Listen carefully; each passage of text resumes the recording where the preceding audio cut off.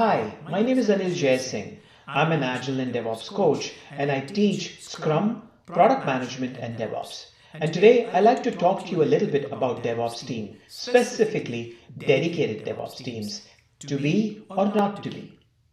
Now, working in many organizations like JP Morgan Chase, IT organizations, mid-sized firms, consulting with a lot of clients, what I've noticed is when implementing DevOps, organizations take different approaches to DevOps. Some will take their dev and ops team and apply or allocate ops liaisons with the dev teams. Some will form a cross-functional team, and these are product teams that have both dev and ops skills. Some will have a dedicated DevOps teams. Eventually, those DevOps teams are focused or become shared services. Now, what is the challenge of having a dedicated DevOps team? The challenge of a dedicated DevOps team is eventually they become a silo. Eventually, they become shared services, or they're called shared services, and they are not necessarily part of the team. They consult with the team, they help the team with technical practices or with continuous integration, continuous delivery practices, but once they're done, their hands are off. And many times what happens is the dev and the ops team, whenever there is a challenge, they point or blame to the shared services team. The dev and the ops team, the product management team for that application or for that product will not involve the shared services in their planning. And so shared services becomes somebody who is coming at the end to kind of help them with technical practices and really does not involve in really moving the DevOps transformation forward in that organization. So dedicated DevOps team is a strict no-no.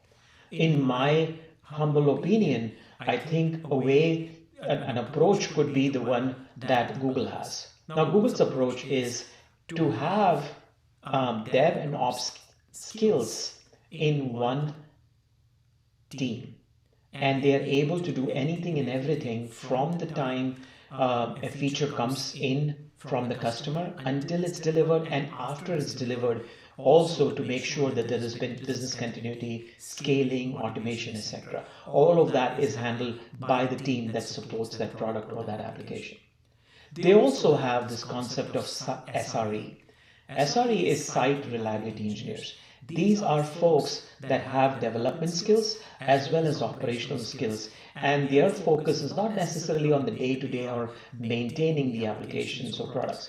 They're looking across many applications, and their work is really to automate more, scale more, and make those products and applications more reliable by partnering with the teams that are already working on that product or that application. So there might be one SRE to many hundreds probably of products or applications. And so that model really is scalable. That model is where everybody has a skin in the game and is accountable and is able to take DevOps forward. If you like this tip and would like to know more, I'd like to invite you to subscribe to my channel as well as scan this QR code and visit my website www.conceptsandbeyond.com.